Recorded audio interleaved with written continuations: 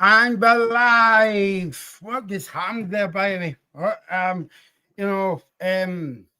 Brilliant night and stuff. Brilliant. I've lost my voice on a Tuesday night. Brilliant, but I don't care. Graham, how do you sum up that, mate? I don't think I can. I'm an emotional wreck. Like I said before I came on air, that me and my laddie were jumping up and down the place after that. Could not believe it. I don't know if went through every single emotion today. The start, what I wanted, getting that first goal, McTominay, Dope gets injured and you think, oh no, we've lost that out ball. And it was just constant all the way through the game. It's like, will we, won't we, will we, won't we? And that last few minutes felt like a lifetime. When Tierney scored that goal to make it 3-2, you think, that's it. Now blow the whistle. And it just kept going and going and going. What a finish from Kenny McLean. Honestly, I think we said it before the show. You'd love to be at Hampden if we won. What a night that is going to be in Glasgow. That was absolutely unbelievable. Oh, man, I don't know what to say. I'm buzzing. I'm so buzzing. Well, I must have go with Kenny McLean, mate, because I was shouting at him to take it the corner flag. And then what do I know? I mean, what a finish. I mean, they actually said it during commentary. Shoot, the goalkeeper was off his line at the time. What, he nearly missed it. What a finish. Oh, what a way to wrap it up. Honestly, the celebrations were just incredible. Our first World Cup since 1998. It's just, what a night. It's the night we hoped it would be. Maybe not quite like that, but what a night. I could see the numbers tuning into the show, Graham, and it's the first show we've done for ages. The numbers are going nuts. We're up to 66 live. Keep coming, guys, we're on until my voice gets better. So I don't know when that will be. It's Pancake Tuesday. But anyway, get your comments coming in. Strap yourself in, because we're going to see Donald Duck, not Donald Trump. There you go. Oh, man. Honestly, I'm an emotional wreck. Honestly, I feel like every Scotland fan has been through the ringer tonight. But I tell you what, it makes it so much better when you've won. What a night, man! I mean, I've done a review, like, but when we do these shows, we pick out the moments of the game. But I mean, I don't know about you. I don't want to talk about the game. I want to talk about Scotland going to the World Cup. But I mean, that's 2 games back to back. We've been involved in a kind of basketball game because it was Saturday night and tonight it was kind of end-to-end stuff. But I mean, the only down part of tonight was Ben Gavin Doak. I hope he's okay, but I think we lost a bit of something when he went off, Graham. Yeah, I was concerned because he was the outball. He was a threat down that right-hand side. You know what he's got? He's got the pace. Great ball in from McTominay's goal. But after that, I did worry a little bit where the threat was coming from. And you can see that Denmark kind of thought, oh, he's off the park now. We can kind of control this now, which he did. But yeah, he was a massive, massive blow. And he looked devastated. I mean, he looked absolutely gutted. And I think pretty much most Scotland fans were as well. And I think it took Scotland a little bit of time to get used to him not being there. You know, shoveling Christie back out on the right, bringing Kenny McLean in the middle of the park. And it took a bit of time to get used to that. But, I mean, I have to talk about that opening goal from Scott McTominay. What a goal. I mean, you've probably seen quite a few good goals at Hampden before, but one like that and a game like that, the finish is incredible. It's a really good cross, but it is kind of behind them. It's an unbelievable, to even try that. They said it during the commentary, to even try that is incredible. What a finish that was. Yeah, no, exactly. And I thought Scotland started going the front foot, Graham, you know, and, but up until that goal, Scotland took the charge of the game as well, you know. You could see from the first whistle, everybody was up for the game. We said at the start in the previous show that we want to start the game well, starting the front foot, which we didn't do against Greece. And I did think we did that. The crowd were up for it. The players were up for it. And we started at the tempo I hoped we would. And to get that goal after, 4 minutes was such a good start. I know you've still got plenty of time left of the game, but it was exactly the start Scotland needed and wanted. You can ask for a better start than that. I think you said it before the previous show. Get an early goal, get the crowd on side, and that's what happened. Yeah, no, exactly. If you're new to the channel, by the way, I think you can fit one live and only on 6 minutes. Brilliant. Subscribe to the Scottish Football Zone channel, and we'll be here for the games at the weekend as well. David is watching on YouTube. I don't know what he's referring to, Graham. He must have seen EastEnders or something like game. But yeah, it's brilliant. David Waldrop on YouTube. Subscribe to the channel again, Scottish Football Zone. I'm with Graham tonight. We're talking about Scotland qualifying, yes, from the World Cup. And I was at school back in 1980. That tells you how young and innocent I was. I said it in the previous show. I was working, but I managed to get home and see the opening game. And as I said before, you just think, well, we're going to get to more of these, and it didn't happen. And now we are finally going back to a World Cup. It's incredible. Like I said, my son's 13. He's never seen Scotland at the World Cup, and now he's going to get to see us. It's just phenomenal. I couldn't be more delighted with that. It is such an incredible night. And all you've got to do is look at the reaction of the players and the crowd after the game. Everyone's buzzing. Everyone's jumping about. It is just a sensational night. I mean, Scotland never do things easy, though, do they? It couldn't be a comfortable victory. We have to go right to the 50 minutes to win it. Only the Scotland way. As well, but I mean, as I was saying, good scat from Scotland McTominay. What a goal! I think that was I think Tierney might be up there, McLean goal might be up there as well, maybe for the goal of the season as well. But I mean, they played well up until Gavin Dock get injured, and I look at so on Graham. I'll try and find out what kind of like happened, but I mean, you can tell he was in a lot of pain as well. I hope he's kind of like okay. Yeah, it looked like he tried to block the ball, and it looked like he pulled his hamstring. And it did look quite a bad one because he tried to get up and he just couldn't. It looked really serious, and you can see how gutted he was. He knew the number of the game, he knew how big it was, but he just looked absolutely gutted. He did say during commentary it's a hamstring injury. Hopefully that's not too long, but it did look really painful, and it looked innocuous. He just goes to block the ball and he just pulls his hamstring. You know, sadly, these things happen, but he's still a young laddie. He's got a long future ahead of him. And do you know what? It'll make him feel better that Scotland have got to World Cup. That will make him feel a lot better after that. Yeah, and we kind of spoke about it in our show as well, Graham, but we didn't realise how difficult it was because after Ben Gavin Dock got injured and get took off, we had to kind of like ride that storm a wee bit in terms of like we couldn't get out. And Craig Gordon, your man at Hearts, I mean, a big shout out to him because I mean he must have been the oldest guy in that stadium tonight as well, and he was pulling off some good saves in the first half as well. Yeah, I mean, he made one save. It was offside, but he didn't know that at the time from Hoyland. But he's such an experienced goalkeeper. I think he just brings a belief to that back line. I mean, I don't think Craig Gordon could have believed that at his age he'd be playing in a World Cup qualifier and basically helping Scotland to get to the World Cup. It's an incredible achievement. When he had that double leg break, you think, oh, he's never going to come back. But what an achievement for him to be coming back. I mean, whether he'll be at the World Cup next season, I really hope so. It'd be incredible for him. But I just think he brings such a calmness to that back line and that belief in that back line. He's been a phenomenal servant for Hearts and for Scotland. And now he will get the chance to go to a World Cup at the ripe old age of 43. It's fantastic. There's so many great stories out there. It's just fantastic.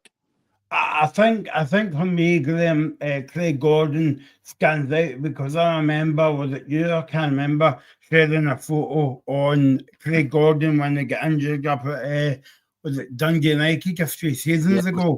Yeah, and you thought, well, that's maybe his career over. But I mean, he bounced back and obviously it's you know how like when you go to a concert, Graham, and they have about 5 kind of like farewell tours. Craig Craig Gordon's maybe a great 7 of them because he came on against, who was it, Poland or something in the Slings, I can't remember. I think it was Finland, actually. Finland, and they got a standing ovation because it was his last game. However, he's still on. But yeah, there's a story in itself there about Craig Gordon. Ethan's here.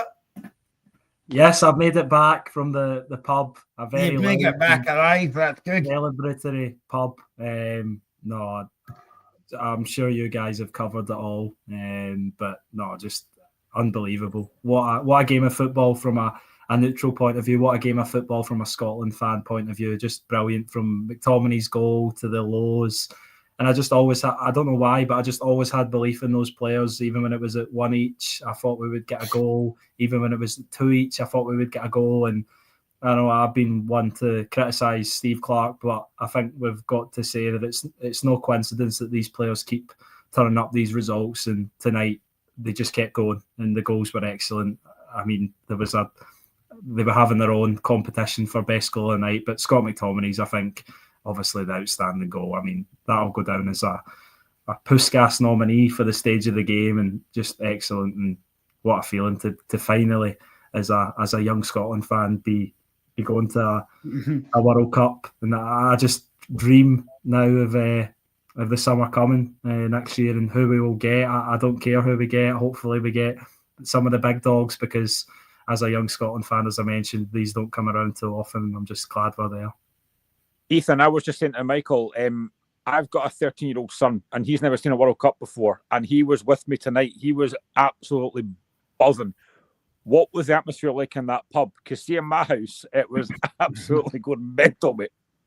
No, it was the exact same in the pub, and I think I mentioned it on the pre-show with you guys that there's some of my friends who aren't too big on international football. They're more club over country, and obviously that's understandable. I think most people are, but even some of the ones who aren't really caring about international football getting behind Scotland and celebrating some ridiculously good moments. The Kenny McLean, just ridiculous. The composure from him. Yeah. To even try it from there, be easy. I think it was a 3v2 or a 3v1 at the back, and he just sees Schmeichel off his line. That's an excellent finish. And no, credit to all the players, credit to Steve Clarke. He made the substitutions at the right time. That's been one of my criticisms of him, that he waits too long. But he got Shankland and Adams on early around the hour mark, and obviously Lawrence Shankland, terrible defending, I've got to say, from Denmark from the corner, but we don't care. And Shankland, we spoke about it, he's the natural finisher in that squad. He's the one who knows where the back of the net is. He was in the right place at the right time, and yeah, you might say it's a tap in, but he was the player that was had that natural instinct in front of goal. And what a moment. And even then, you thought that was going to be Scotland's night, and then obviously Dorgu got the equaliser, a really nice finish from him. He didn't celebrate like he had put Denmark to a World Cup, but obviously he didn't, because we go on to get those 2 goals. Kieran Tierney's was a brilliant strike as well, and it'll be tough for Kasper Schmeichel going back to Celtic with all the Scotland players probably giving him stick. And I don't think, really, maybe apart from Shankland's goal, although I think Denmark collectively have got to take a look at themselves for the defender from that corner, but I don't think he could have done anything about any of the other goals, really. They were just brilliant finishes. It's crazy to think that Lawrence Shankland must have thought he'd take us to World Cup, then there's 3 more goals after that. What a night, man. I mean, how many times you must be sick of me saying this, guys, but how many times have I seen Avath on the show, even after every Scotland game, get Shankland in there, and I still moan when they come on with 8 minutes to go, and they come on tonight and scored not the winning goal, but one of the goals. Yeah, exactly that. And you're just crying out for him, because we know, as Scottish football fans watching the league, that for years now Shankland's been, I know he had that sort of off-season at Hearts, as Graham will know about, but in terms of finishing and being in the right place to score goals, he's the best out of those. And I think he really, probably his performance puts, not his overall performance, but his goal puts him in a really good place to fight for a starting place at the tournament. Crazy to say. I know that we predicted 2-1 on the night, but I'm sure everybody was sceptical going into this game, and just I can't believe the players dug it out, because at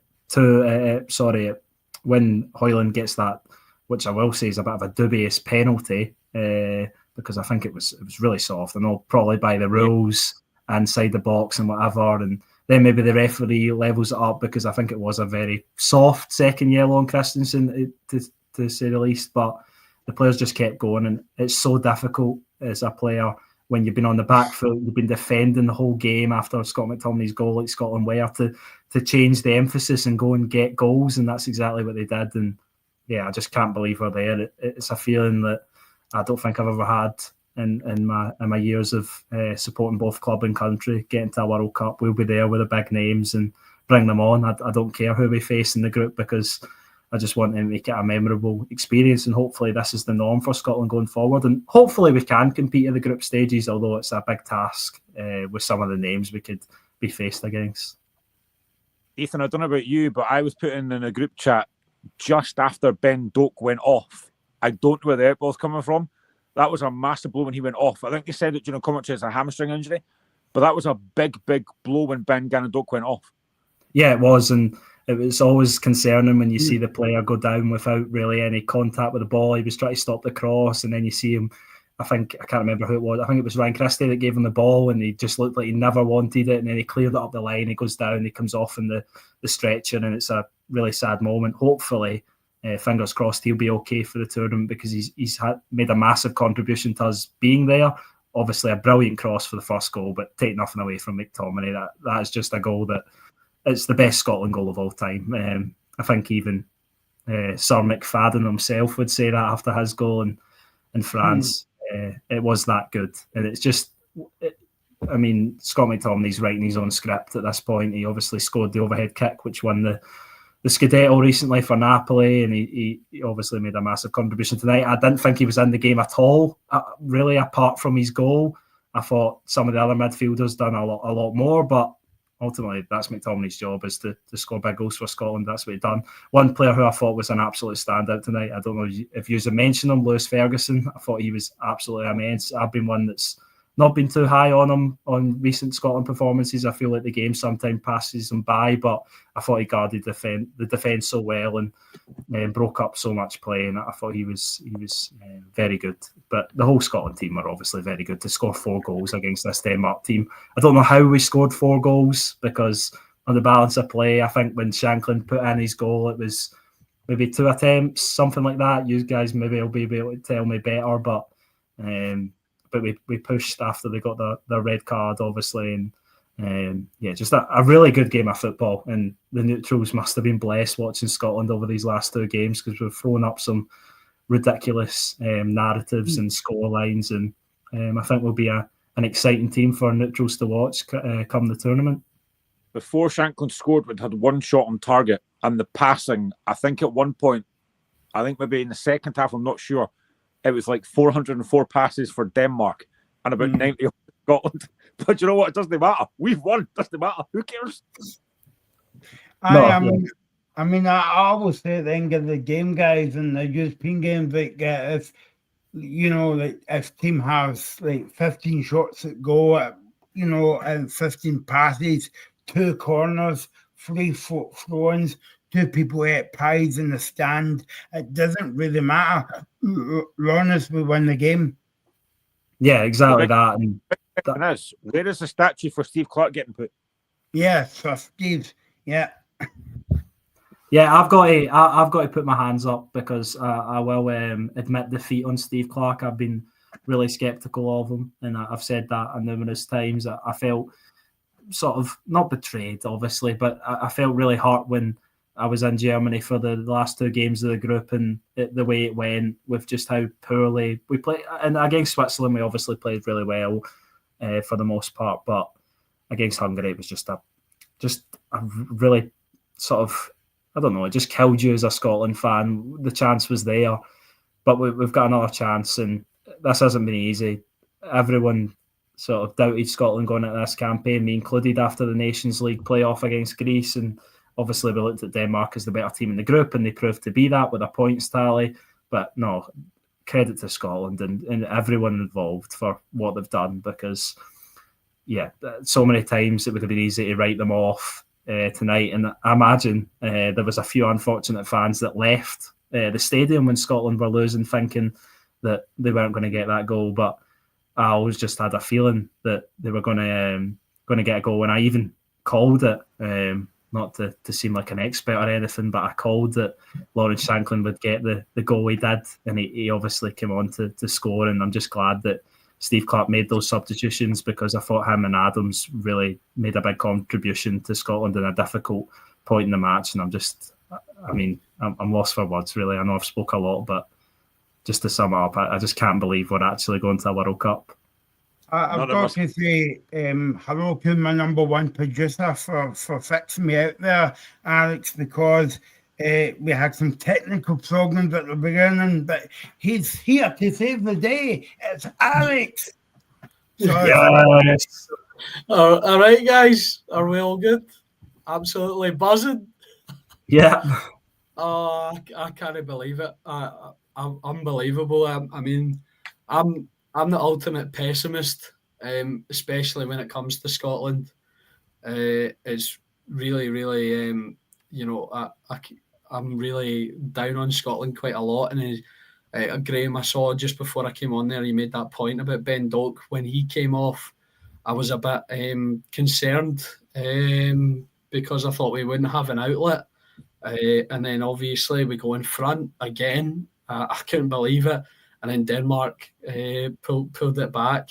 Denmark pulled it back, and I thought, oh no, this is classic Scotland. Classic Scotland. And then Kieran Tierney comes up with an absolutely beautiful goal. And then obviously Kenny McLean from basically the halfway line. And three of the I think those are three of the best goals I've ever seen in football in one game. And for them all to come for Scotland. And I saw Ethan talking about going to the World Cup, and obviously I think me and Ethan we weren't even born the last time Scotland were in a World Cup, so it's an absolutely fantastic moment. And yeah, I'm a bit of a loss for words as well. I'm loving every minute of it, and yeah, absolutely fantastic from Scotland overall. I mean, you could see Denmark had better quality even when they were down to 10 men. They had a lot of the ball. They obviously pulled it back. They were making opportunities. I think at one point in the game, it was I think when it was 1 each or 1-0, Scott McTominay's own goal was the only attempt Scotland had in the whole game. And you were thinking it was a real backs to the wall performance. We're going to need to hold out. And when it goes to 2 each, you think, are we going to have enough? But we did. And it's absolutely fantastic. The stars aligned for Scotland tonight. And that's not something I've had the pleasure of saying much in my life. So absolutely buzzing. Yeah, Graham, we sat through Betty Vogt's brilliant manager that he was, and stuff like that. But this makes up for it all, baby.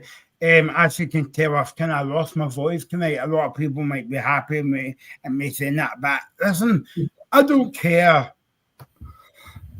Many managers have tried and failed to get Scotland to World Cup, and Steve Clarke, for all his critics, has managed to do it. I mean, this is just, I said it before, this is just a phenomenal night.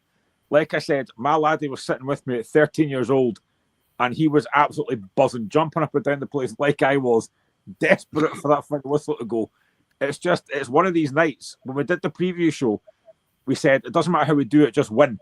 I don't think anyone expected a 4-2 win. It was just an unbelievable night. And I don't know if it was Michael or Ethan that said it. When Kenny McLean gets that ball, you just think, get it in the corner. Just stick it in the corner. Yeah. I mean, you look at Patrick Schick, what he did for Czech Republic against Scotland, and now Kenny McLean's just outdone that. What an unbelievable night. I mean, as much as I love being on the show with you guys, I really wish I was at Hampden, because the celebrations are going to be absolutely immense.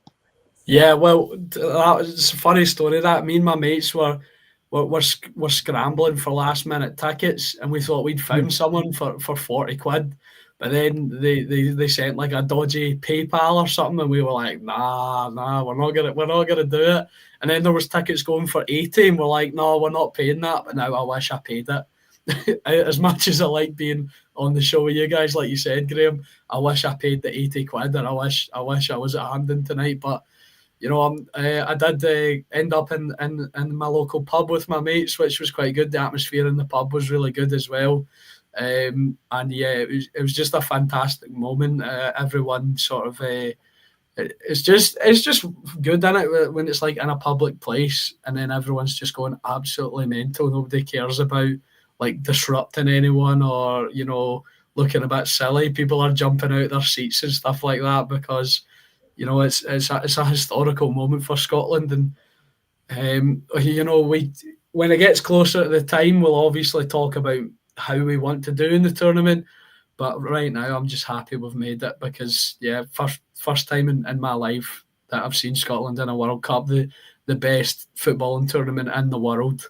It's something I enjoy watching every time it comes around. And now this time, I'll be able to see Scotland playing a few games at least.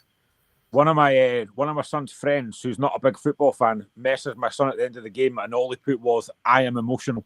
That just shows how big this is. It's massive.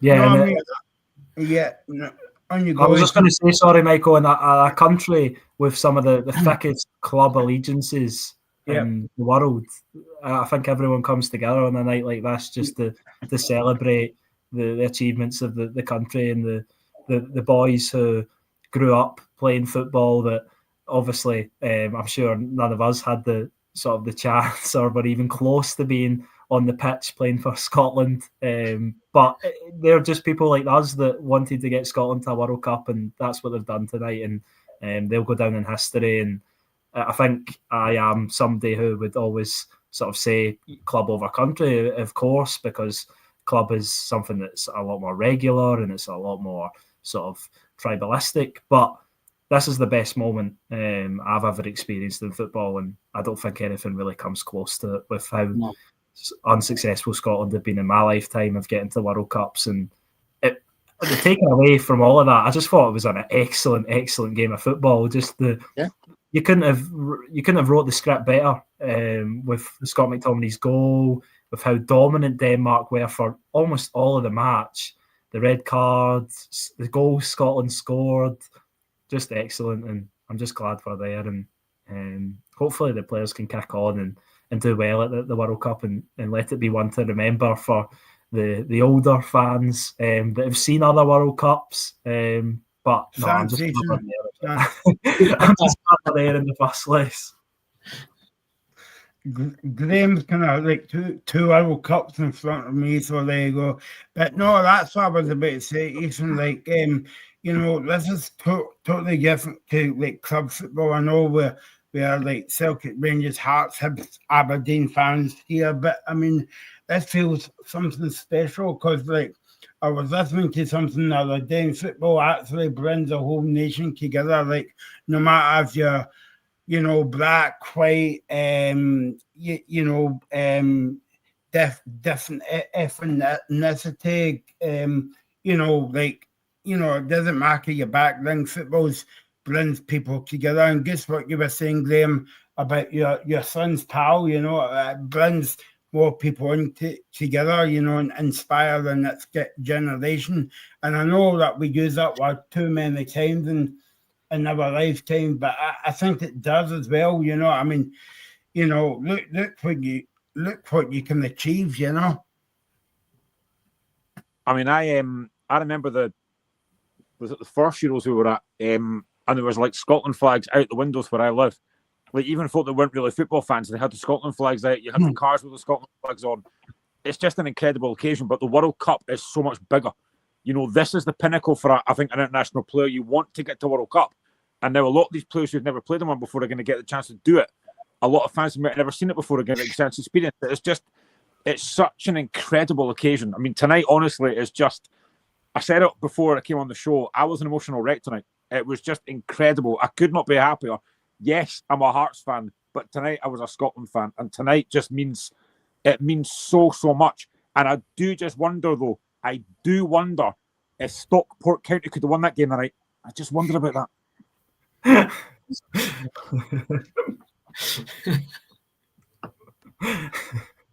Yeah, no, exactly. Yeah. Yep. No, yeah, that's the most funniest thing you said, Graham, in all the years you've been on the show. Thanks, Well mate. done, Take mate. it. I'll take it. Well, I mean, if it means you coming on the show and being fun on the Tuesday night, we'll do all our shows on the Tuesday night. You could forget Friday, but no, I mean, it puts a smile on people's faces as well. Not because they're on with me and you, Graham, because we're veterans now of this show, but like, you know, it makes you feel good about football and about kind of like life in general as well, you know. Yeah, absolutely. It's you know, it puts a spring in your step.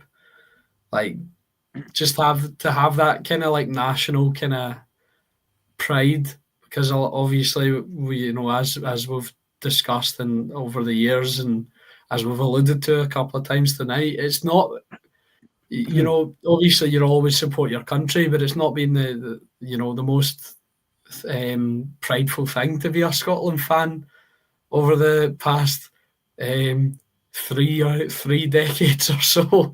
So qualifying for the World Cup, and I remember, I can't remember who did the interview, but my dad told me about an interview a Denmark player did, saying, well, you know, going to Hampden in the last game is not favourable for us. Because they would have rather to have it out the road early, because you know, it's obviously they lost the last time they were at Hampden, and you know, it's a tough game for anyone to come to. I mean, you know, we've you know, beaten Spain in recent years as well. We've kind of, you know, as much as, you know, Celtic Park and Ibrox are viewed as sort of feared stadiums in Europe, I think Hampden over the past few years has you know, cultivated that sort of reputation, and you know, I think it proved it tonight. And you know, the chaotic nature of being a Scotland fan and being a Scotland team as well, you know, got the you know, it got it over the line, and you could see why Denmark would have been hesitant to come to Hampden tonight, because, you know, in the pub, you know, the sound isn't super up on the TV, but see, I've watched the goals back on my phone. See the noise, especially like for the fourth one. Oh my God, what an atmosphere tonight at Hampden. Yeah, and I think the players feeded off that straight away. That's probably the 10 minutes that Scotland got the goal and started. They were pressing, they were all over Denmark, and it's stuff we haven't seen from Scotland for years, I don't think, with how well they played to start the match. And obviously McTominay scores a goal that is, you can't replicate something like that, but just how they started the game and how up for it the players were. They were feeding off the energy by the crowd, and sometimes it's something like that you need to really change how people feel about the national team. And I know Alex came on and he said he's always been sceptical about the national team, but a performance and result like that to end a campaign, when we went into the last Euros, although we qualified pretty early and we knew after the results against Spain and Norway away that we would be there, we kind of slugged towards the end of the campaign, where is this, we've ended it in the best manner possible, and we're going to carry a lot of confidence into the games in the group stage. Obviously, Scotland aren't favourites to do anything, but we can be confident in ourselves. We know we've got players who can turn up in big moments. We know that, although I've been a big criticiser of them, we've got a manager who knows how to manipulate those players to pull out the best performances. And it was a similar story, actually, with Germany last night. They obviously favourites to qualify for every tournament, but although they were in the same situation as Denmark tonight, but last night against Slovakia, they just needed a draw. They really went for it, and they turned up and they played with an urgency that the German fans hadn't seen, and they'll carry that into the tournament now. I think they beat Slovakia 6-0 or something like that. And obviously, Scotland aren't going to beat anybody like Denmark 6-0, but it's the same kind of thing. We've ended the qualifying campaign in an excellent fashion, and now we can carry a lot of confidence into the tournament. We've got so many players who will be riding the highs, and just hoping everyone's injury free, because obviously we had a few players sidelined tonight, like your Billy Gilmore's, your Lennon Miller's, Josh Doy's, and someone else. It was Ross McCrory, the other one, who can contribute towards that squad, and everybody will be playing at their best to get into that squad. And you've obviously got players like Andrew Robertson and Craig Gordon who have been there and been through the lows of not qualifying for tournaments. They've both got over 80 caps, nearly 100. Robertson obviously making his 90th tonight, and those players deserve it for the lows that they've been through with the national team, and for the highest I think you can get in football, and it will be most of those players' best night of their life. Yeah, just on that earlier point as well, about players who are injured and players who will be playing to get into this tournament. That's a major positive as well. The fact that we've qualified, outright through the group. We've got time to sort of get players back as well, but also we've got time for players to make a case for themselves. We've got times for new players to sort of come out of the woodwork and go, oh, look at me.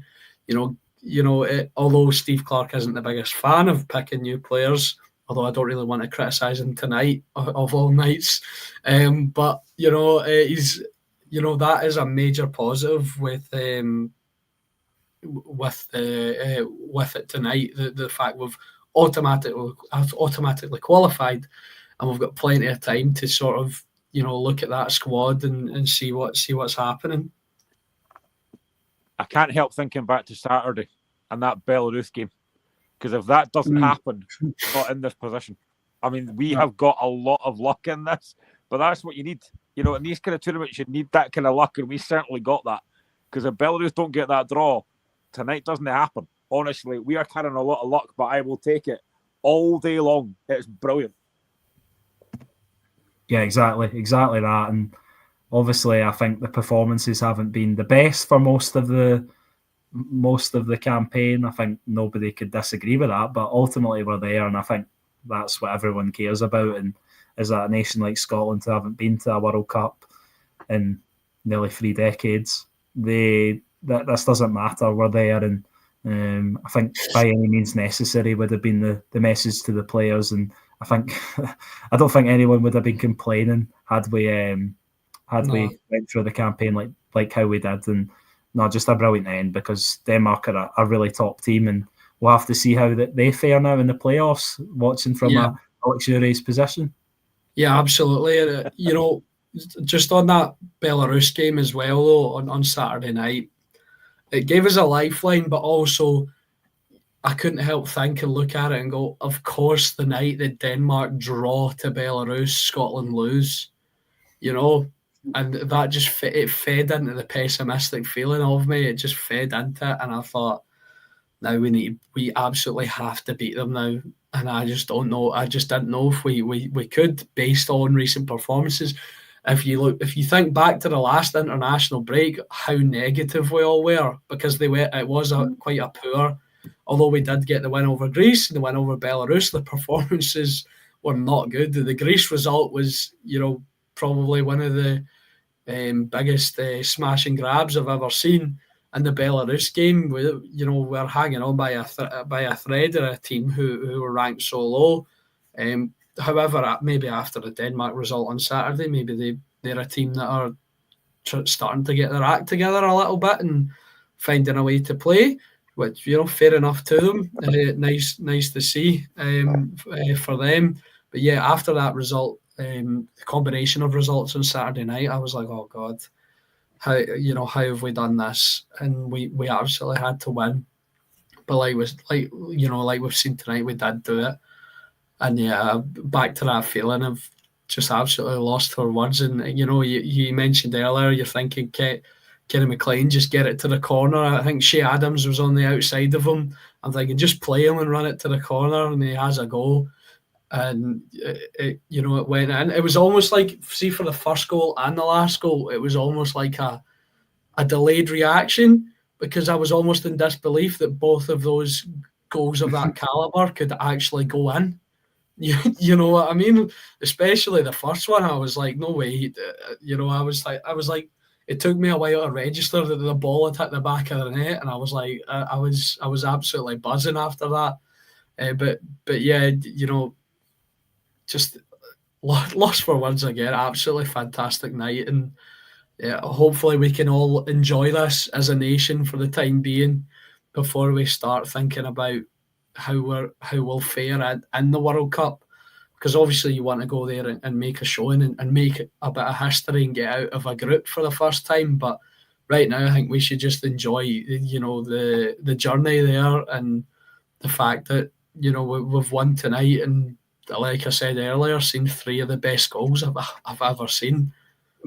Graham, can you remember the show we done ages ago? And basically, it's opposite. Remember the game against Republic of Ireland, and we came on here, and I think we get beat. Was it 3-0, 2-0? And we're never going to qualify. We're hopeless. And then fast forward in 5 years later, we're going to the World Cup. I mean, it's obviously in football, you take the rough with the smooth. You're going to have bad moments and you're going to have good moments. Tonight is an absolute massive high. Like, everyone's just absolutely buzzing. As I said, even folk that aren't in football, they're buzzing. They're just absolutely. I remember coming on that show absolutely furious at that Ireland game. Even the Northern Ireland game got beat. Even the Northern Ireland game got beat in that friendly 1-0. Is like, what are we doing here? This is just what an achievement this is for Steve Clarke, who gets a lot of criticism, and I do get it. But he's now got us to 2 Euros and the World Cup. He's our most successful manager, I think, in Scottish football, in the Scottish manager terms. What a job he's done. And I think I have to as well give him credit. And I think you might have mentioned this in one of the group chats, Michael. Fair play to him, because he did make the changes early. We spoke about this in the pre-show, that if we are losing, he has to make the changes early. And he did that. He brought on Adams and Dykes in the 63rd minute. So he did make the changes early, and it made a difference. Yes, when they go to 10 men, it definitely helps. And I will admit, I didn't quite share Ethan's enthusiasm when he said that he still thought Scotland would win. When it was 2-2 with 10 minutes to go and we were passing the ball back, I was worried because I thought, how are we going to score here? But it turns out Ethan was right. Just honestly, what a night, man. I can't believe it. I'm so buzzing. Yeah, remember you had the thumb thing, by the way. The thumb thing is the subscribe button. But yeah, that will do, mate. Anything goes in the Tuesday night now. Ethan, I'm going to read this stat out to you again in the pre-show, right? Denmark has never won in Scotland for 3 games. Now make it 4. Brilliant. Yeah, exactly that. And just crazy, because even though I think I mentioned this already, we predicted Scotland. I think all of us on the pre-show predicted Scotland to win 2-1.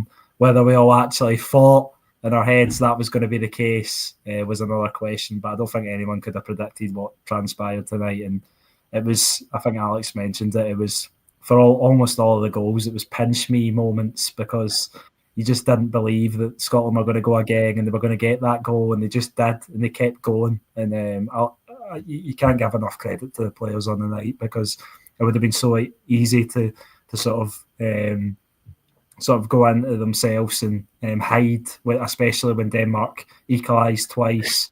But they kept going. The crowd done well, because there was a lot of backs to the wall. Denmark had a lot of the ball. Even when they had 10 men, they looked like the team who were going to go and get the goals needed. But Scotland kept going, and they got those massive goals. And yeah. No, I'm lost for words. I really am, because it's just Celtic training is going to be a bit awkward, isn't it?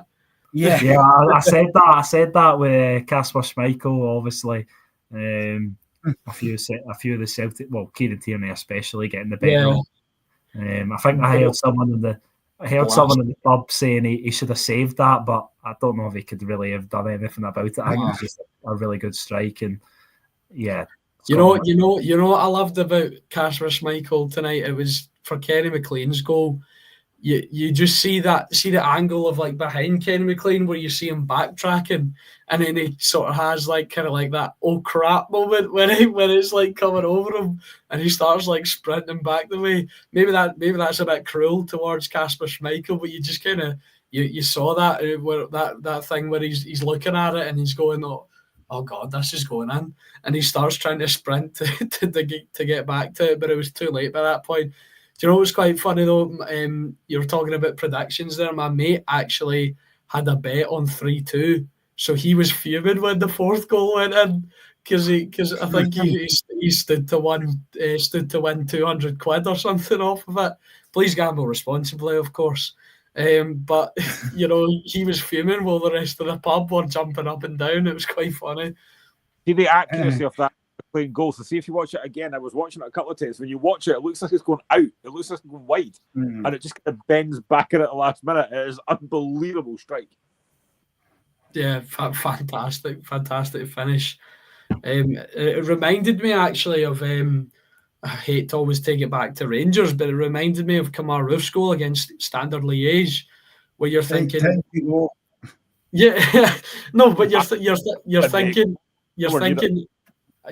is he just like lumping it forward, and then you realise he's having a real go, and it just sails in, and it's absolutely, you know, it's magnificent. But yeah, I'll keep the Rangers talk out of it for the rest of the evening, because obviously it's all about Scotland tonight. But that is what it reminded me of, Kenny McLean's goal. So I just thought I'd try and listen. No, it's okay. It's what we call in the West of Scotland a bit of banter.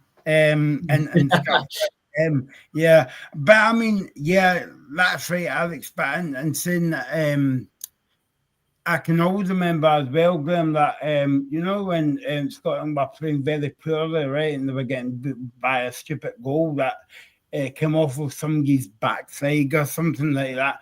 We wanted like the Premiership to come back very quickly. I know that you want the Premiership to come back quickly because you think Hearts are going to win the league on Saturday. But in all seriousness, you want international football to continue now, and we've not got a window till March now. Yeah, you do now. I mean, honestly, it feels like the whole nation now is behind Scotland. And I think when that World Cup comes around, it's going to be absolutely incredible. I mean, the atmosphere in America and stuff is going to be just sensational. You need Scotland fans there. I mean, America's not going to see anything like this. Scotland fans turn up with kilts and stuff on. It's going to be amazing. But, I mean, yes, as much as I love club football, and I'm glad to have Hearts back this weekend, it's one of these nights that you're kind of lost for words. You're thinking, how have we done that? We've actually just got to World Cup. Like, I think the guys have said that. Like, there's so many players in that squad that, like Andy Robertson, like Craig Gordon, they're going to play their first World Cup. It's just sensational. And what a night. I mean, I think most folk now are just, all I've seen on my Twitter page is just Scotland. Nobody's thinking about club football. And obviously that will change on Saturday, but it's just, I think if we're going into this, if after today we hadn't won, you'd be thinking, it's a bit doom and gloom. We've got to play 2 playoffs now. But that's changed. It's now World Cup. We're going. We're going to be there. We can just sit back and watch whoever else gets there. It's one of these nights you're not going to forget. I mean, my laddie will never forget this. He's going to see a World Cup. I'm never going to forget this. I'll see my second one. It's just, what a night. What an unbelievable night. And I keep on saying it. You have to give massive credit, as much as folk don't like the guy. You've got to give massive credit to Steve Clarke, because he's done it again. He's qualified.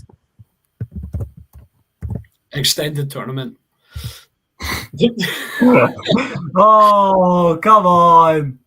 I hate to be that guy, but all 3 tournaments he's qualified for have been extended in recent years. So you don't need to mention that.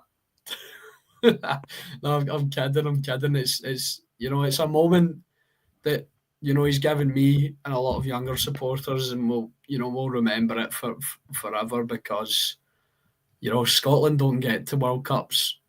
You know, we do now. And yeah, aye, exactly. They do now. No, but in my lifetime, Scotland don't get to World Cup. Scotland don't really get the big wins. Obviously, we've had a few Euros appearances that have been bitterly disappointing, especially the most recent tournament, because I felt like it was a group that we could have made a go of. Obviously, you're playing the hosts, Germany, fantastic side, but Switzerland and Hungary are sides that I feel like we're not that far off. Even, you know, if you go player for player, I think we're better than them. and it was bitterly disappointing. But yeah, this moment will be one that will be with me for I think for the rest of my life. Scotland are in a I can't believe I'm saying the sentence. Scotland are in a World Cup. Scotland will be playing in USA, Mexico, and Canada. In 2026, competing to get out of the groups. Hopefully as competitive. But yeah, it's unbelievable, and you know what, like World Cups has been one of the favourite things to watch, and over the years, especially the Qatar one, I think, even though there was a lot of issues around that politically, I think the games itself lives in a lot of people's memories, and the World Cup's always something you tune into, and now we get to tune in with an actual horse in the race. It's fantastic. Yeah, and World Cups, I would agree with Alex. World Cups is, regardless of the national team not being great in the past, they're the thing you look forward to the most. I think they're the purest form of football, where you see players sitting up for their national team. And the best game I think I've ever watched as a neutral would probably be the World Cup final in Qatar between Argentina and France, just how that played out.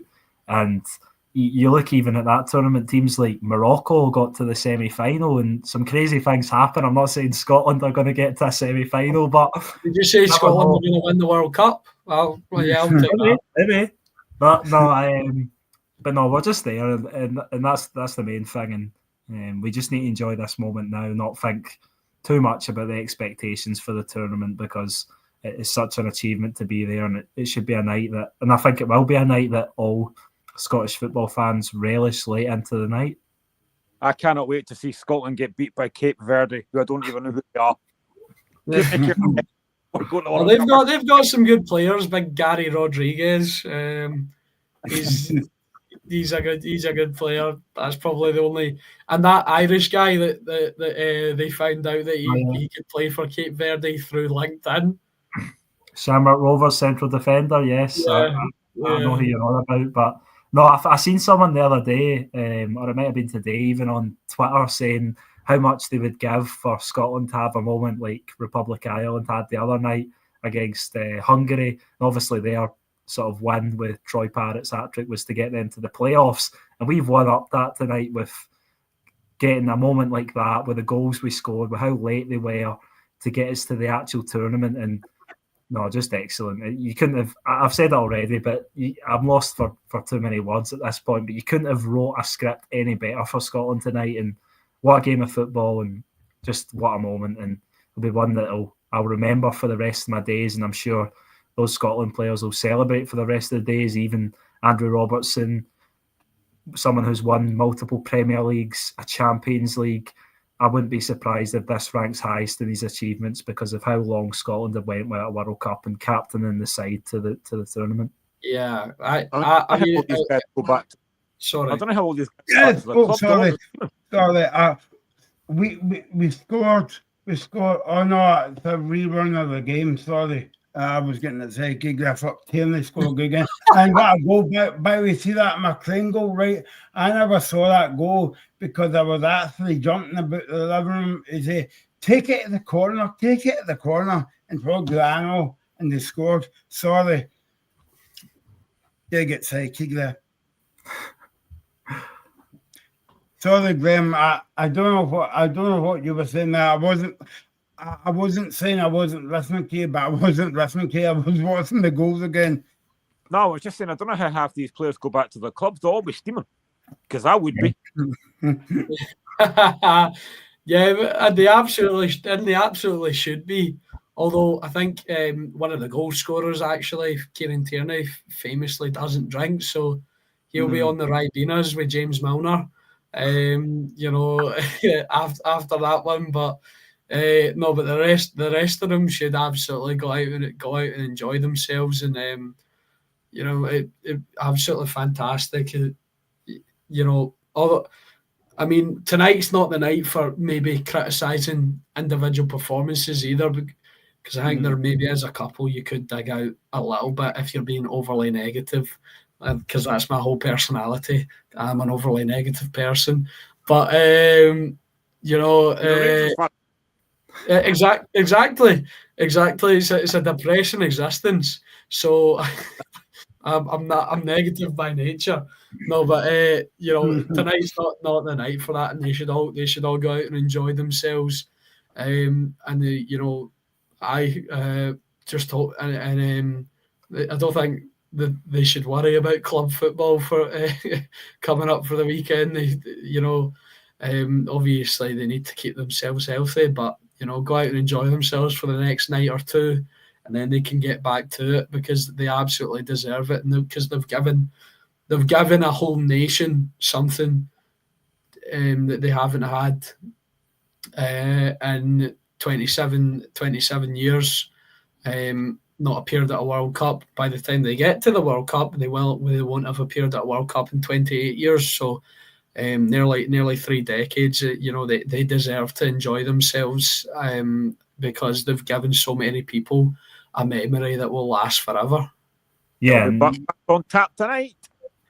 Yeah, and Alex, tell you guys can tell me if I'm speaking about I'm being too club biased, but I thought it was a great moment for you spoke about Kieran Tierney on the Ribena. I thought it was a great moment for him himself because he's obviously had so many lows recently with injuries. The last tournament we were at, he obviously got that bad injury that meant he was out for the last game, and a lot of people have doubted him this season, and maybe his performances haven't been up to his previous standards at Celtic. But what a moment for him amongst the players, and so many great stories written across the squad tonight. And I'm just glad again that we're there and we can celebrate. And I will personally be celebrating late into the night. Yeah, no, that's a good point that you've made. We were talking about Craig Gordon before he came on, Ethan, about you know, what a comeback he's made. But yeah, what a comeback for Kieran Tierney as well, because you thought that down in Arsenal he was very kind of injury prone as well, but he bounced back well, came back to Celtic. Okay, maybe not hitting heights right, but hopefully that goal will give him a boost for club and country tonight.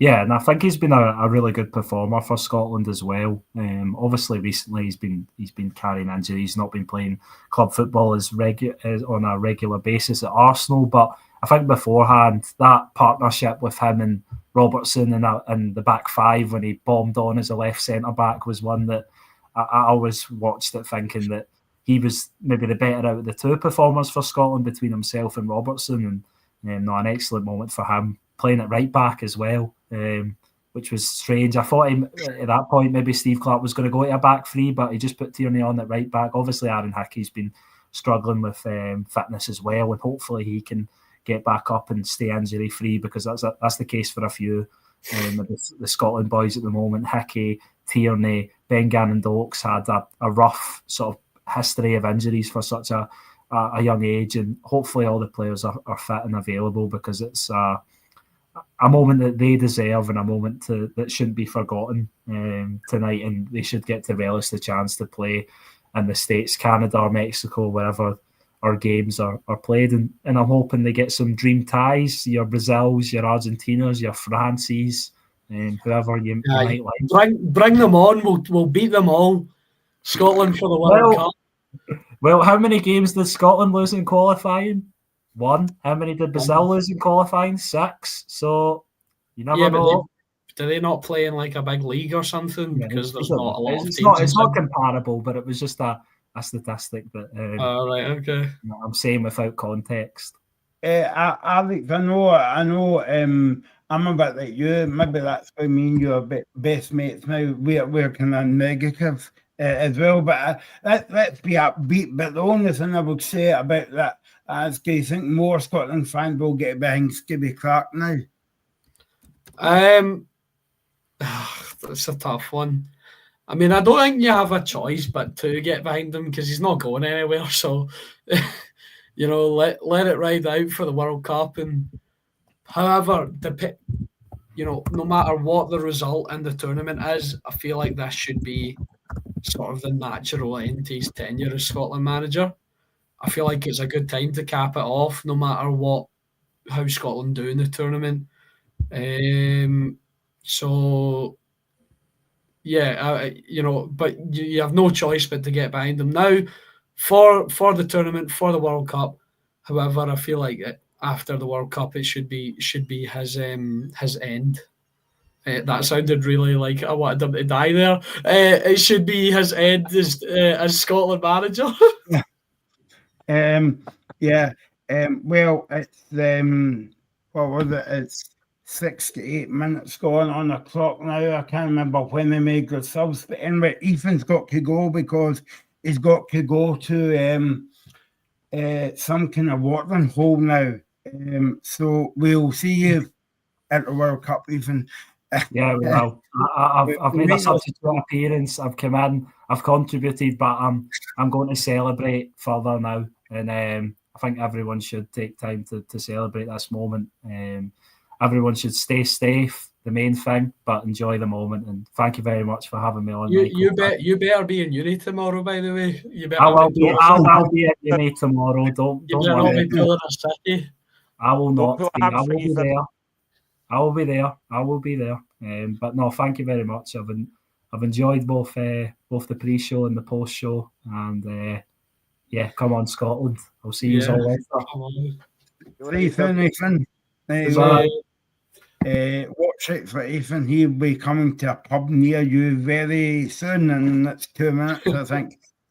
So shout all the pubs in Dumbarton. You have been warned. So as well, I mean, Alex Haggig say, can we not come? But he said no. So we are staying in the house. Hi. Well, it would be some commute for me to get to Dumbarton, but no, I've already had my drinks for the evening. My mates, me and my mates were in the pub this evening enjoying the match. I think a few of them shot off to the casino actually, but I'm not in the mood to lose any money. Once again, please gamble responsibly. Bit of a theme emerging on this post show, but Ethan, I'm sure Ethan will enjoy himself after a really, really good night. I feel like I'm just repeating myself, but what a game. What a result for Scotland. Scott McTominay has scored one of the best goals I've ever seen in my life. It was just fantastic, and I mean, yeah, I don't know what else to say. Maybe we should give a bit of credit to Denmark, especially even when they went down to 10 men, they equalised and they did look good. They had quality. They didn't really create many clear-cut chances, but they did create opportunities. They were dominant on the ball. They did play quite well. It's just for some reason Scotland had the magic dust this evening. Especially with some of the finishes. Like I've spoken about it a lot, but that's not something you expect from Scotland games, is it? The quality of finishing that we saw this evening for three of the four goals. Don't take anything away from Lawrence Shankland. A goal counts the same as his goal counts the same as Scott McTominay's, obviously, but the quality of finishing from Scotland tonight, everything just sort of fell into place, and they did. It was so un-Scotland-like, the victory, because like I said earlier, you think when Denmark pull it back to 1-1, you're thinking, oh no, and then when Scotland go in front, you think, all right, okay, we need to hold on, even though we're down, even though we're a man up, we need to just keep the lead, maybe nick another. But then Denmark go to each, and you're thinking, oh no, we're not going to be able to get back. Denmark are having a lot of the ball, even though they're down to 10 men. Classic Scotland, we've done it again. And then Kieran Tierney pops up with an absolutely beautiful finish. And then obviously Kenny McLean in the 99th minute, by the way, 99th of +6. People in the pub, including myself, were shouting at the telly, blow the whistle. but fortunately the ref didn't blow the whistle, which led to But McLean's goal. See, when you think about it, Alex, like Denmark done us a favour. See if we didn't bring on that sub, it wouldn't have added more time on. So well done to Denmark. Yeah, definitely. Well done to Denmark for giving us the extra time. It was all part of Steve Clarke's plan, from the very beginning. He knew how it would play out, the mastermind of Scotland's victory. I feel like I'm just waffling now, but yeah, and I'm just repeating myself from like points I've said earlier in the evening. What a fantastic night! Yeah, no, what a fantastic night. Graham, I was going to ask you something there, but I've completely forgot about what I was going to say, but it doesn't matter now because obviously when we come on the post show, we talk about big moments in the game, but I said to Graham, Alex, that game plan basically went out the window at 2 minutes past 10. Let's just talk about the World Cup. And yeah, I know I was speaking to you today, Alex, and you said you lost your voice. I've kind of lost my voice as well, and I was on in the house jumping up and down as well, like a stupid wee boy. But who cares, Graham? We're going to America. I know, it's fantastic, honestly. As I said, I didn't really, when it went 2-2 with a few minutes to go, I thought, oh no, we've blown it again, it's the playoff. And to get those 2 late goals was just so important.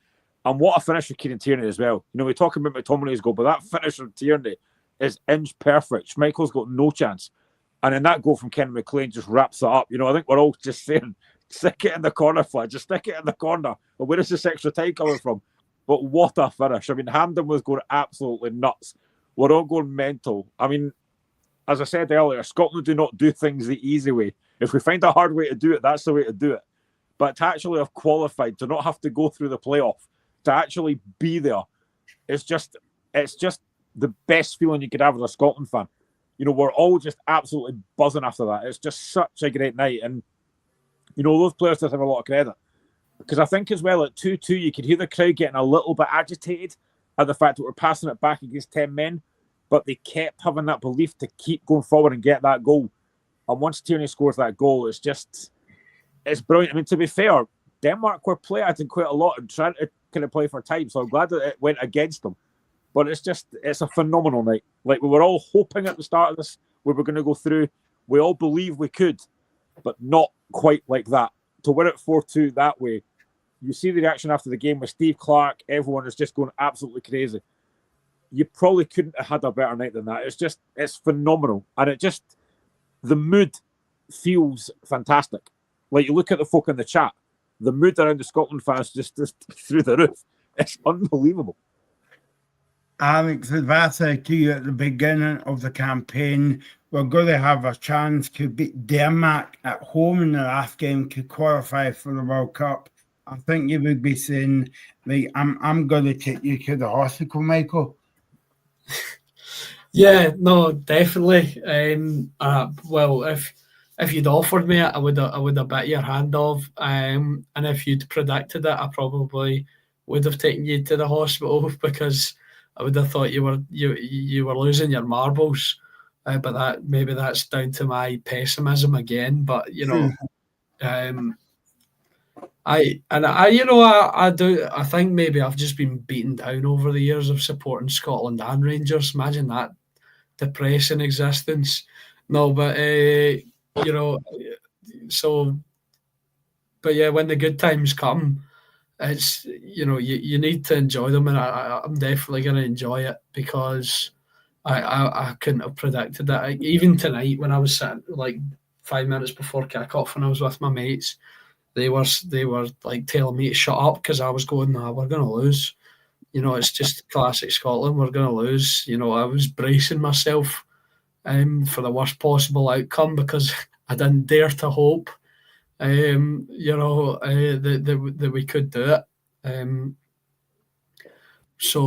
But yeah, that squad proved me wrong. Steve Clarke proved me wrong, and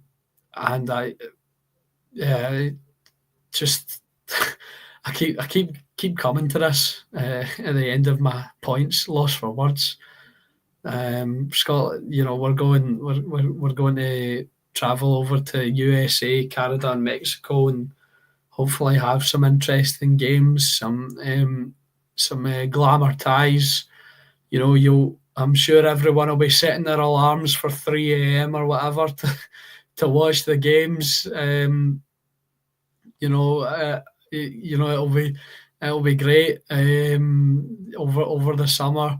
Everyone's sleep schedules will be messed up trying to watch Scotland games, and then I'm sure if people are up, Scotland are on, and then there's maybe a couple more games after. They'll be up to the early hours of the morning watching so many World Cup games. So yeah, it's going to be an exciting summer, and I'm really looking forward to it. And I don't know what the score will be on here, Michael. If we're going to be doing any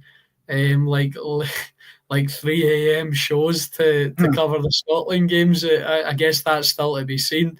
That should be interesting if we manage to hop on to cover them. Yeah, no. By the way, in case you're interested, Wales won 7-2 tonight. So I think that's in fluke the playoffs as well. So well done to our Wales friends as well. But yeah, that would be nice, Alex, as well. I'll bring my sleeping bag, and if you bring like some sausages and stuff like that, or put it on the barbie or whatever, and we'll get that sorted out as well. Yeah, I mean, Graham, it's just kind of like a brilliant night all round, and as I keep saying, I know I'm repeating myself a bit like Alex here, but I'm just kind of like lost for words. But this comment, Mark is on YouTube. Thanks for watching, Mark. By the way, if you haven't subscribed to the channel, do so. We're on the Scottish Football Zone, and subscribe to it because we've got a new show coming soon. I'll give you the details before the end of the show. And we are on every Friday and Sunday as well. Mark says, I don't remember even winning a group as a Scotland fan, and I'm 52, Graham. Well, I'm not far behind him because I'm 47. So I'm not far behind him, and I can't remember that either. I mean, to be fair, at the start of the tournament, I did think Scotland could win it because I don't think it was the hardest of groups like Denmark, Belarus, and Greece. And as it kind of went on, you do think we've got a big chance here. So to win the group is it is a fantastic achievement. I mean, Denmark will be absolutely gutted that they've thrown it away because all they had to do was beat Belarus on Saturday and they threw it away and now they've lost again. So yeah, I never thought it was something we couldn't do. But to actually have done it in the way we've done it as well, that's what makes it even better. The way we've done it. To win it 4-2 like that with those 2 late goals. If you're going to do it, that's the best way to do it. I mean, you actually forget, I know that Alex hasn't, but you actually forget that early goal from McTominay because it was that long away. And you've actually got 2 other goals after that. It's just, I mean, what a night. These players are going to be absolutely buzzing. And I think it was maybe Alex or Ethan that mentioned it. These players are legends now. They're going to go down in history in Scotland. What an achievement for these guys to actually qualify for this tournament. And I don't think anything they do is going to better this. But again, when you get you want to turn up and do something, but to get there is incredible. And do you know what? Even if games are at 2 o'clock, 3 o'clock in the morning, I'll be getting up. No problem. I want to watch Scotland World Cup because, come on, it doesn't happen ever. Let's be honest. I mean, the thing is as well, Alex, like, I know what you were saying earlier on as well, like, Scotland, that World Cup, yeah, brilliant and stuff like that. We can celebrate from now till doomsday, but yeah, when you're at the World Cup, you want to get out the group, and you want to progress as well, but it's basically, I've got a wee saying, like, if you're at a kind of party, you want to be at the after show party as well, and Scotland wants to be at the after show party. Yeah, absolutely. I mean, like I said earlier, we should enjoy the fact that we have qualified, but when you get down to it, you do want to, make a showing of yourself at the tournament. And I feel maybe this is a tad disrespectful to other nations, but I feel like the World Cup is a better opportunity to progress out the group than the Euros. because I feel like European competition is a more condensed part of, a more condensed sort of pool of better teams. I mean, I don't think, we might get karma for me saying this, and we might get the toughest group ever, but I don't think we will get as tough a group as we did at the Euros. And even the group at the Euros, I feel like we could have progressed through it in second place at least. So yeah, I feel like we will maybe get one or two nations that are not, you would not view as the footballing standard. Although Scotland certainly aren't the footballing standard either. I feel like we do have quality players that can show up in big moments, like we saw this evening. And yeah, I feel like the World Cup it's a good opportunity to progress out of a group stage for the. Correct me if I'm wrong, but I believe it will be for the first time in Scotland's history that they've ever progressed out of a group in an international tournament.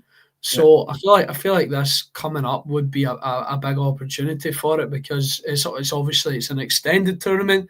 There'll be teams in it that have qualified from parts of the globe that maybe you don't look at and go, that's the most condensed quality of footballing standards of footballers. So, and I might be being a bit disrespectful to other nations, but I feel like it is a really good chance for these guys to make history once again. Maybe I'm getting a bit ahead of myself, but I'm just riding the good feeling. Well, I'll tell you what, Peter Orange is going to be gutted if Jordan's there and he's no. Yeah. Yeah. Okay, you've got me there, Graham. Let's get this Swift lines from that there. I can say a couple of comments from that, but I can't. But yeah, I mean, Graham Marks made a comment as well. 3 great goals for Scotland, and they were classics. But what I was going to say to you guys was, when have you ever saw Scotland scoring 3 goals in the one game?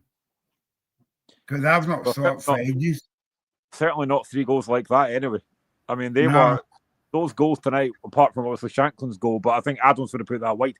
But I mean, 3 absolutely fantastic goals. What a way to win it. Seriously, you can't win a game better than that. As I said, if you're Denmark, you're going to be absolutely gutted. But all that matters is Scotland are through, and everyone's coming on the chat tonight just absolutely, they're all ecstatic, they're all buzzing, they're all excited. We just can't wait to get there now. Paul Donaldson's in the chat. He says, "Evening all, I'm just back from the game. What a night." And Paul, you can let us know in the chat what the atmosphere was like.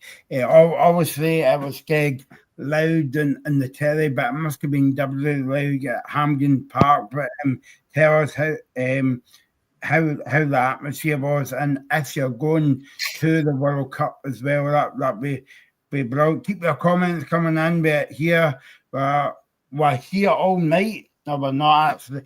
We're here for the next 10 minutes or whatever before my voice kind of gives up. A lot of people will be dragging that actually. I know Alex is smiling there, so I don't know if he's smiling about my voice, or maybe the show's going to end very soon. My voice is starting to go a little bit as well now. Actually, I felt, or I didn't know if I would make an appearance tonight because I've been sick for a bit and my voice hasn't been great. But I thought I'd pop on after the show. But I pop on after the game because I was feeling good after the game. Obviously, the result, and also my voice was feeling all right. But now I think I've been on for just about an hour now, and I'm starting to feel my voice go a little bit as well now. Yeah, no, exactly, Graham. And it was an amazing night as well. So, yeah, I mean, obviously we've not spoke about the game overall. Obviously, we don't need to because we had the World Cup, right? But the penalty, that was never a penalty, guys. That was just outside the box. Yeah. When you go out, I'm going to be the devil's advocate here. I think so Andy Robertson's foot was on the line, and the way the Denmark player's body was positioned, I think the top half of his body was actually in the box. So I think by the definition of like the laws of the game, that is a penalty. I personally, I think it's a really, it's one of those, those rules where you can look at it and go, when you put it down to like factual stuff, like when you're offside by like your armpit, you think it's a bit silly. But I think factually, it was a penalty. I don't want I don't want to be that guy, but I think factually it was a penalty.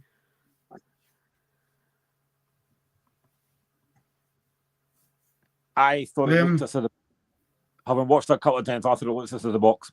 And the thing is, you've defended so well for the majority of the game and then lose such a daft foul. I mean, it was definitely a foul, but I thought it looked as the box. It's a great penalty. It was very good penalty, but I thought, having looked at it a couple of times, it did look to me like it was outside the box, but it doesn't matter.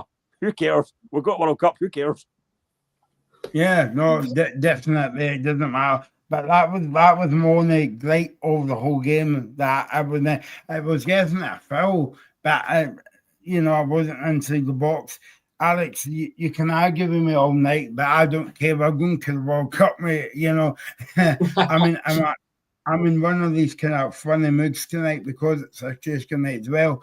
As well, but yeah, I mean, what a lift these players are going to get going back to their clubs, Graham, at the weekend.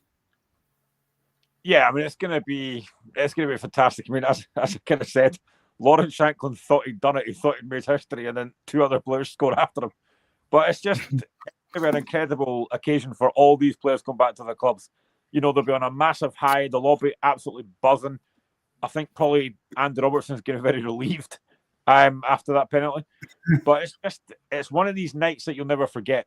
And these people that were at Hampden tonight, like Paul, it's one of these nights that will live in your memory for a long, long time. It's like, I was there when Scotland qualified for World Cup.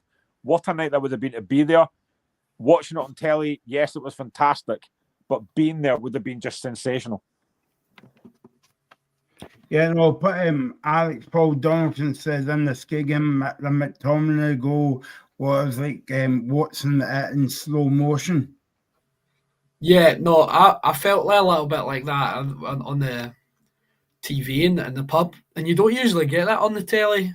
It's usually, when you're in watching it live that the goals feel like that, but it did feel like that a little bit on the telly, sort of almost like it was slow motion. Excuse me, slow motion, and I think I've said this like 80 times tonight, but one of the best goals ever in the history of football. I'm calling it right now. In the history of football, in the entire history of football, one of the best goals ever. Scott McTominay take a bow. There's a reason he was on the Ballon d'Or list. There's a reason he was a Serie A MVP. There's a reason he led Napoli to a Scudetto, and now he's been a massive part of Scotland making it to a World Cup for the first time since 1998. So, yeah, he should certainly be enjoying himself this evening. And from a guy that, when he sort of made his break into the Scotland team and Manchester United team, for a long time was viewed as a defensive midfielder. I mean, how has this guy ever been viewed as a defense? He was playing centre back for Scotland for a period of time, I'm sure, in the back three. So I don't know how this guy's ever been viewed as a defensive anything. I mean, he can do it, but he's attacking. The stuff that he brings in the attacking third is, second to none. He's in sort of kind of that box crashing midfielder role. I love that phrase, but that's one of my favourite phrases in football, box crashing midfielder. But he's how he was ever viewed as a defensive anything baffles me, and he continues to prove that he's been underused and underutilised for the majority of his career.